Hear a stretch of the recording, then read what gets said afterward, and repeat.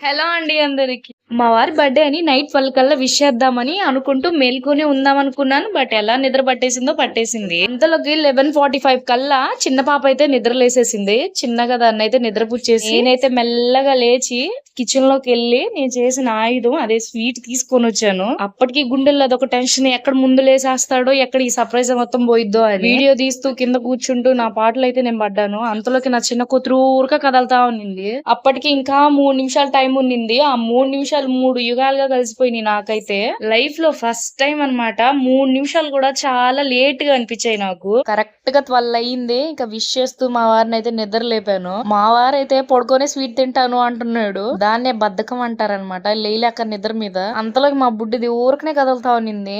ఒక 2 నిమిషాలు ఆమె నిద్ర పుచ్చి ఆ తర్వాత అయితే లేసారు. పాపం మా వారికి నిద్రలో ఏం అర్థం కాలేదో ఏమో గానీ 2-3 సార్లు లాగిచ్చాడు రసగుల్లాని. ఆఖరికి నన్ను స్వీట్ పేరు కూడా అడగలేదు.